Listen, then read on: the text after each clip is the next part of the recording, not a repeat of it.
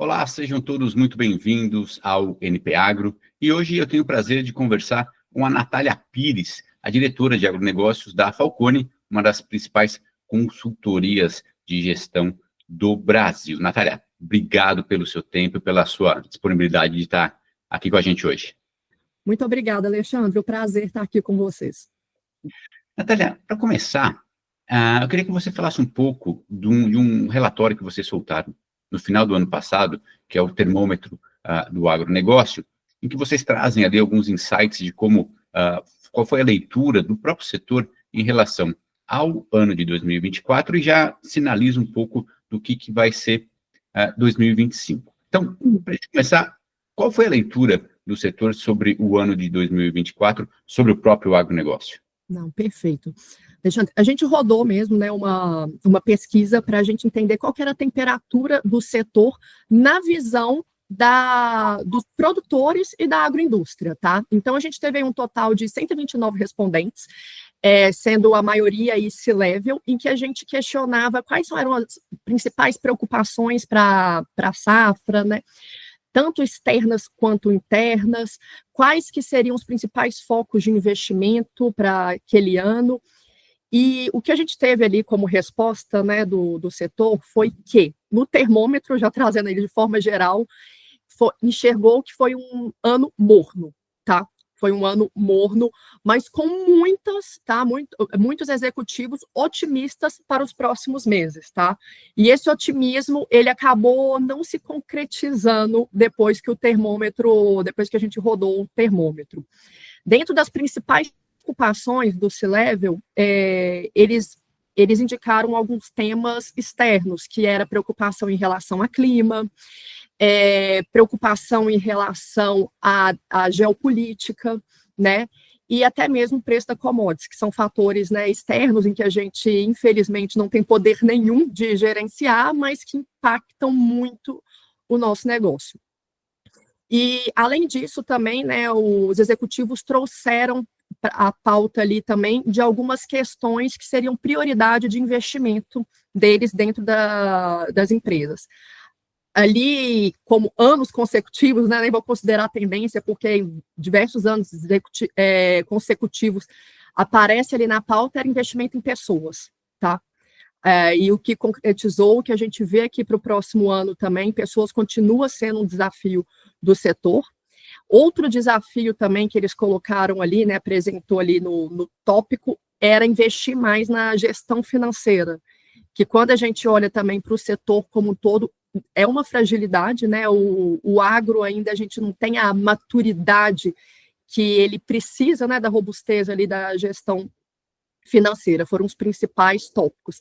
E o principal ali, o número 1, que apareceu da preocupação é como que eu conecto a minha estratégia à operação?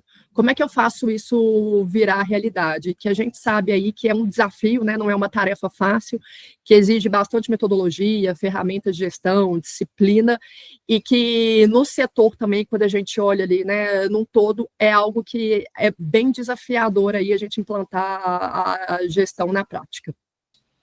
E você comentou que algumas algum otimismo que foi identificado ali quando vocês rodaram a pesquisa, ele acabou não se concretizando na sequência, né?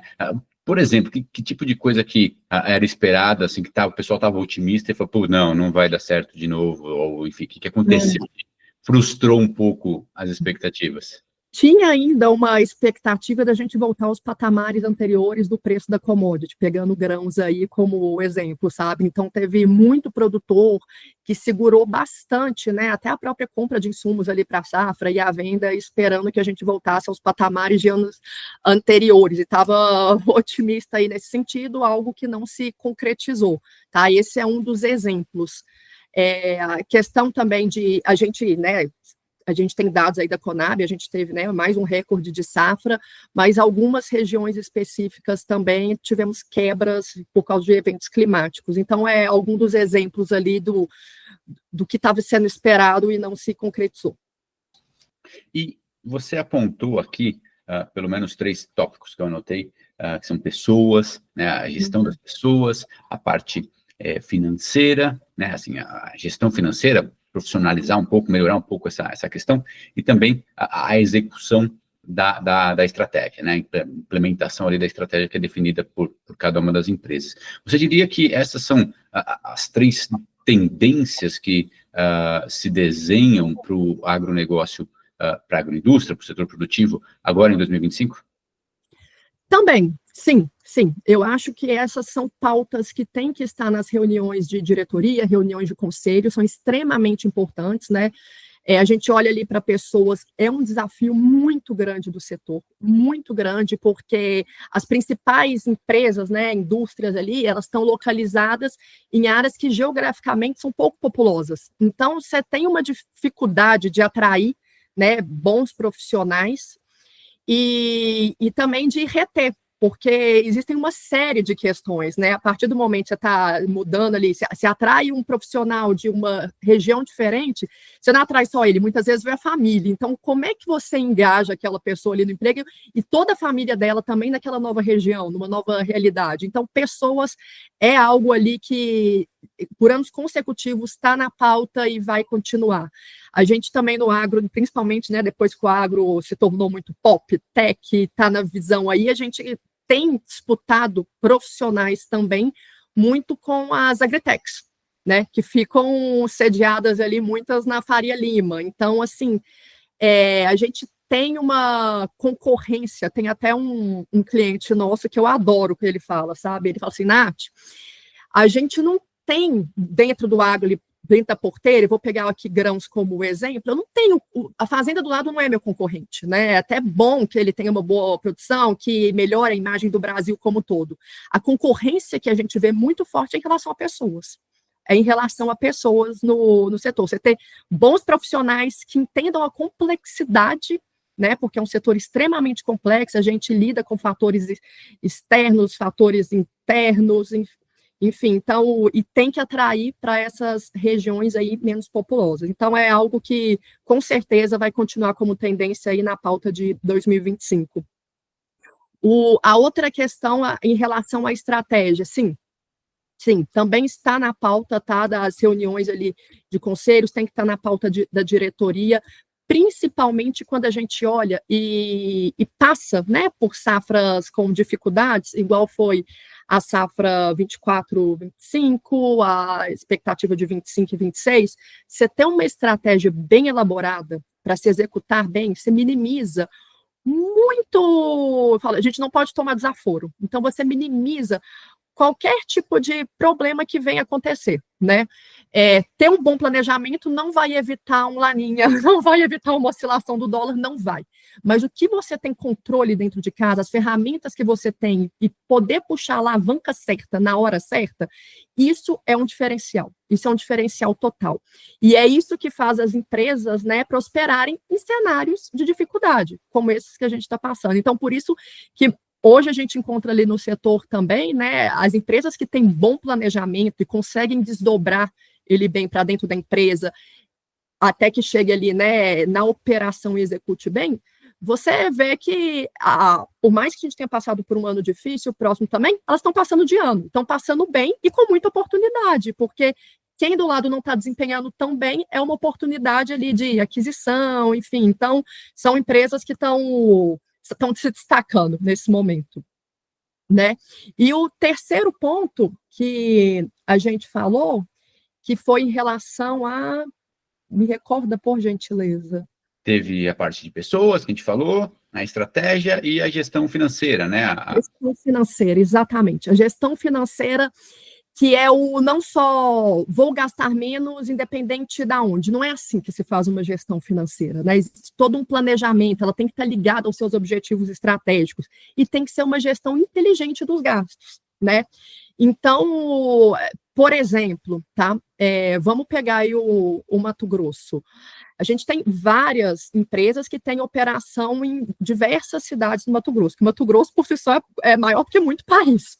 Né? Então, existe uma complexidade. Dependendo dos cortes que você for fazer, né, em determinada região, se ele não for estudado e analisado para a gente fazer realmente cortes que façam sentido, né, e vai mexer na minha última linha, pode ser algo do curto prazo, pode me virar um custo muito maior ali na frente, tá? Porque são investimentos pesados, regiões difíceis ali de contratação, logística, então qualquer corte ou uma gestão mal feita, ela pode ter um impacto muito maior na frente. Entendi. E você citou Mato Grosso, que, assim, tem as suas características, né, uma coisa enorme ali. Eu sei que talvez seja difícil responder essa próxima pergunta, mas considerando esses aspectos, assim, dá para a gente ter uma ideia de que nota que dá para a gente dar para o agronegócio do Brasil para esses 3 pontos, né? Ou seja, o quanto que a definição e a execução dessa estratégia pelo agronegócio tá bem ou não está bem? Como é que essa gestão de pessoas ela está sendo executada ou não? A parte financeira também. Eu sei que existe peculiaridades, né, de cada região. Tem região que está um pouco mais avançada que outras. As regiões de fronteira têm as suas dificuldades, porque, enfim, são regiões de fronteira, mas dá para a gente dizer assim, o agronegócio, nesses tópicos, é uma nota 5, 10, 9, enfim, como é que dá para a gente tentar avaliar o agronegócio em relação até os concorrentes do Brasil, Estados Unidos, Argentina, como é que dá para a gente tentar pontuar o Brasil dentro desses tópicos que a gente falou? Não, perfeito. Vou dar uma nota 4, tá? Em termos de gestão. Somos excelentes, né? Da porteira para dentro, em termos de execução, assim, eu acho que a gente tem muito conhecimento para exportar e somos muito bons. Mas em termos de gestão, a nossa nota ainda é 4. A gente fala, né, que o Brasil teve alguns booms no agro. O primeiro em que a gente, né, começou a entender, estudar a nossa terra, né, lá com o Alisson Polinelli, e deixou as nossas terras férteis, né, e para se tornar o que tornou hoje. Então, teve esse investimento e a gente faz isso muito bem. A gente teve um boom de tecnologia, que o agro era tech, investimentos pesadíssimos, né, maquinário, assim, de última geração. Inclusive, teve uma pesquisa, ela é até antiga, mas eu gosto de citá-la, uma pesquisa de uma consultoria em 2021, em que estava falando da indústria 4.0. E o agronegócio no Brasil ficou à frente, inclusive, de empresas farmacêuticas, sabe? Então, assim, é algo que a nossa comunicação não é tão boa, mas as pessoas não têm o conhecimento como o campo é tecnificado. Nós somos muito bons nisso, muito bons. Mas quando a gente olha agora para o terceiro fator, que eu acredito que é uma onda que a gente vai precisar passar e nos envolver na gestão, ela ainda deixa a desejar. Tá?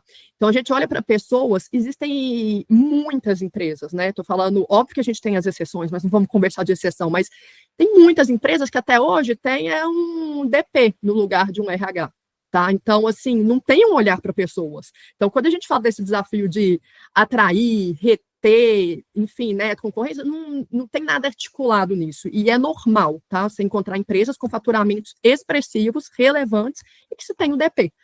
Quando você olha ali para gestão financeira, é muito prematuro também, é muito, muito. Mas porque, principalmente nos últimos anos, o setor aceitou muito desaforo, né? A gente trabalhou com margens muito boas, e aí que as torneiras abertas não sentia tanto vazamento em casa.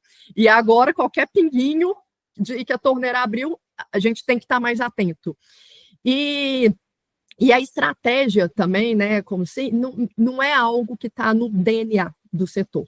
A gente é um setor muito, eu brinco de falar assim, fazedor, mão na massa. Me dá, eu faço. Não sou muito analítico de planejar, de pensar. A maioria do perfil que a gente vê, né, são pessoas de execução. E o planejamento, ele é extremamente importante, extremamente importante. É ele também que, quando a gente olha aí para empresas com 100 anos, mais, que se estabilizam no mercado a longo prazo, e você vai entender o que faz essas empresas, né, estarem há tantos anos, há tantas gerações no mercado. Tudo parte de um bom planejamento estratégico e bem desdobrado, cooperação rodando na ponta, alinhada com o que se precisa entregar da estratégia. Então, assim, a gente tem muito que caminhar ainda. A notícia boa é que, né, tivemos anos excelentes com todos esses pontos para melhorar. Imagina a gente afunilando aí, então tem muita, né, perspectivas boas aí depois que a gente afinar esses pontos. Não, sem dúvida. Tem um caso que eu estava conversando com o pessoal de um grupo de Mato Grosso, do norte do Mato Grosso, em que eles estavam me contando que eles estavam passando por um processo de profissionalização, né, e tudo mais. É um grupo que fatura acima de 1 bi, tranquilamente, que tem transportadora, tem, enfim, uma série de empresas dentro desse grupo, e tudo estava dentro do CPF da proprietária, da dona, né? Era uma família, o marido faleceu, a esposa continuou tocando, e estava tudo dentro do CPF dela, não existia sequer um CNPJ. Então, eles estavam num processo de 3 anos já, transferindo as coisas para a pessoa jurídica, né? Saindo da pessoa física, indo para a pessoa jurídica. Então, ou seja, aí é um grupo que fatura acima de 1 bilhão. Então, imagina quanto que não tem ainda de coisa para fazer dentro do agronegócio, né? É isso. E isso é uma realidade, inclusive, que aí você pergunta, né? Quando a gente olha para os outros mercados, é até uma interrogação. O pessoal não consegue entender muito bem como é que funciona aqui no Brasil. Até precisa explicar, né? Existem operações mistas, que é um pouco no CPF, no CNPJ, é algo bem particular, mas, enfim, a gente tem muita estrada pela frente aí, que só vão trazer melhorias, né? Uma coisa que aconteceu no ano passado, e que certamente deve ter aparecido na pesquisa de vocês, foi a questão dos pedidos de RJ, né, de recuperação judicial, para um setor que tem uma dependência de crédito ainda bastante elevada, ainda que tenha um autofinanciamento representativo, mas é um setor que ainda é demandante, grande demandante de capital, né? Sim. Como é que o que aconteceu ano passado, na visão de vocês, pode atrapalhou um pouco o desenvolvimento, né, o financiamento dessa safra que a gente está tendo e está colhendo aí a 24, 25, e como isso pode atrapalhar a próxima safra, principalmente em um ano em que parece que os juros não vai cair, né? A gente teve um aumento recente aí, mais uma vez, da Selic. Então, em um setor que depende de crédito, que está ficando mais caro, como é que essas RJs impactaram no setor como um todo, e ainda qual é a influência que isso deve ter daqui para frente? O Alexandre, realmente isso infelizmente, foi uma das marcas do último ano para o setor, né? A gente passou em 2023 de 80 RJs para 2024, 426. Então, é um aumento aí de 432%, muito relevante, muito relevante. E na cadeia como um todo, tá? Então, você teve aí RJs na agroindústria, na distribuição de insumos, mas o que pesou e puxou muito também, e que triplicou, foi o próprio produtor rural, tá? O RJ, ele tem as consequências dele, e felizmente muita consequência negativa, né? Igual você mesmo citou aí, é um setor que está no DNA trabalhar alavancado, né? Precisa ali do crédito.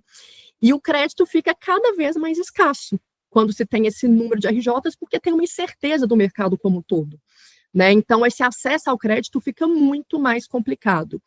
E o produtor, né, no geral, muito do patrimônio dele, ele mobiliza.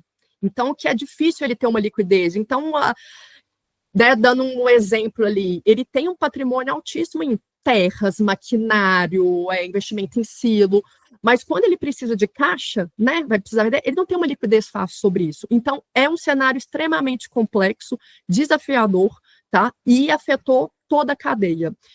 Infelizmente, as projeções para 2025 é que a gente continue tendo um número alto de RJs, tá? Porque a gente está com uma semelhança do ano de 2024, né? A gente tem ali, e agora, com escassez ao crédito, tá? A gente continua com muito produtor, o setor ainda está bem alavancado, juros, como você mesmo citou aí, a gente não tem expectativa que diminua, juros bem alto, e estamos ali também com margens muito apertadas, então não é uma boa expectativa nesse ponto de vista aqui para 2025, tá? Você já antecipou um pouco até a minha próxima pergunta, que era o que esperar aí para 2025, como é que vocês estão vendo os clientes de vocês, conversando com os clientes, como é que eles estão vendo o ano de 2005. Do ponto de vista mercadológico, uma estabilidade de preços, assim, uma oscilação ou outra, mas preços relativamente estáveis. Custos também razoável, talvez uma leve alta por conta do dólar. O dólar, para quem exporta, bastante positivo, e uma cultura ou outra aí se destacando, né? Então, enfim, laranja, café, próprio açúcar, que talvez dê uma subida. Então, existem algumas culturas, mas como é que o setor produtivo, a agroindústria, está vendo esse ano de 2025, considerando esses cenários desafiadores, para dizer o mínimo, que você já falou, de juros, de crédito mais escasso e de dificuldades, né, na própria gestão como um todo? Como é que o cenário está desenhado para esse ano de 25? Alexandre, você citou aí algo que está sendo crucial e está todo mundo acompanhando muito, muito de perto, tá? O dólar. A gente plantou ali a safra de verão com dólar a 5,40, 5,50, e está todo mundo de olho ali de quanto vai estar o valor desse dólar na época da comercialização, que é mais ou menos ali de abril a junho, tá?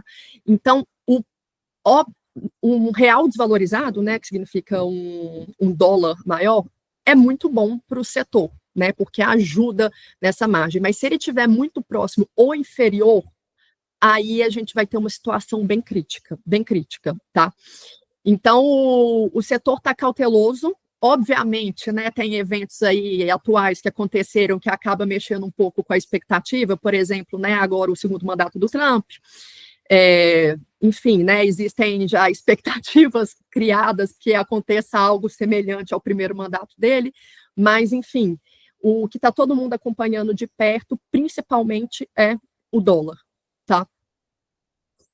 E o dólar, assim, ele alto é bom, né? Obviamente é sempre interessante você plantar num dólar mais baixo do que aquele que você vai vender. Por outro lado, ele acaba encarecendo um pouco os custos, né? Os insumos, muitos importados, fertilizantes em especial, mas químicos também, acabam subindo de preço. Vocês já enxergam, assim, algum efeito desse dólar nos custos? Não para essa safra, que já está, praticamente encaminhada, a gente já está colhendo, mas para a próxima, assim, como é que o pessoal está se preparando aí para a safra, para a segunda safra, né? Não dá para falar mais que é safrinha de milho, mas para a segunda safra. E como é que o pessoal está se preparando para a segunda safra e já olhando o que deve acontecer para o próximo plantio? Perfeito. Que nem eu mencionei, tem uma expectativa muito grande do que vem acontecer ao longo do ano, principalmente agora com o governo, né, do Trump ali, tem uma expectativa positiva com o fim das guerras, tá? E isso impacta diretamente no nosso custo aqui da safra. Então, é algo para a gente acompanhar também, assistir de perto, para ver aí como é que vão decorrer, mas o pessoal está aguardando ao longo ali, acho que dos próximos meses, né, fevereiro e março, a gente vai ter algum cenário mais fidedigno ali, tá? Maravilha. Thalia, obrigado. Não sei se a gente abordou tudo aqui, acho que a gente passou por vários pontos, já deu para dar um bom panorama do que foi ano passado, o que deve acontecer aqui em 2025 e as tendências do ponto de vista de gestão que devem ser seguidas ou estar no radar de todo mundo. Falamos de tudo, tem mais alguma coisa que a gente possa falar aqui que você lembre aí? Acho que abordamos bem aqui todos os assuntos. Deixa eu pensar. Talvez a gente não falou, mas não sei se vem ao caso, mas são duas tendências que eu acho que também são importantes ser citadas. A questão de governança de dados e a parte de que em época de crise o pessoal acaba deixando para depois, mas não pode, que é sucessão. Trabalhar bem não, esses são temas super, sucessão em especial é sempre uma coisa super relevante. Não sai da pauta ali também. Sai da pauta, e a questão de dados é algo relativamente novo, não que a coleta de dados não exista, mas é o que fazer com esses dados, né? Governança dos dados. Como usar esse negócio ao seu favor. Isso está evoluindo dentro do setor? ele está evoluindo e começou também a trazer uma inquietação, tá? Teve que nem eu falei, né? A gente teve uma era ali, continua tendo, de muito investimento em tecnologia dentro do setor, né? E, consequentemente, muitos dados, muitos dados que não necessariamente estão sendo utilizados da forma mais estratégica possível. Então, você tem uma centena de dados na ponta que de difícil interpretação e correlacionar um com o outro. Como é que a gente faz a governança disso tudo? Como é que agora a gente extrai o real resultado de todo aquele investimento que a gente teve, né? Então, mais uma vez, em épocas ali de cenários não tão otimistas, tudo que a gente tem para ter uma tomada de decisão mais assertiva, a gente tem que jogar a nosso favor. E o produtor, ele tem ali, né, tem um ouro na mão, sabendo fazer uma boa governança ali desses dados, tá? Sem dúvida. E, assim, os dados, a coleta de dados está cada vez mais evidente. Conforme o acesso à internet, né, vai avançando pelo interior, mais simples fica a coleta de dados. As máquinas já estão super tecnológicas, enfim, tem bastante coisa acontecendo. E isso entra também um pouco nessa questão da própria gestão, né? A gente falou da questão pessoas, financeira, estratégia, mas tem também essa questão dos dados que entra um pouco na gestão, em como gerir, administrar e usar essas informações, cruzar todos esses dados para extrair essas informações que possam ser aplicadas de uma forma estratégica, né? Então, esse é um outro ponto que entra na gestão. Você falou da era da pesquisa ali, né, com o Paulinelli, que avançou, depois a área de expansão, a era da tecnologia. Você acredita que estamos entrando na era da gestão dentro do agronegócio? Alexandre, eu acredito que se não for pelo amor, é pela dor, sabe? Que depois dessas safras complicadas, as margens apertadas, a gestão está assim, está se fazendo necessária e nós vamos passar por essa era também. Maravilha, isso não tem jeito. Então, entramos na era da gestão pelo amor ou pela dor, né? Não tem outra alternativa. Isso se faz necessário cada vez mais. Natália, obrigado pela conversa aqui, prazer ter você, seja sempre muito bem-vinda e vamos mantendo contato, falando sempre que possível para você trazer as atualizações aí da leitura da Falconi sobre o agronegócio aqui do Brasil. Com certeza, eu que agradeço, viu? Foi um prazer conversar com você e estamos aqui sempre à disposição.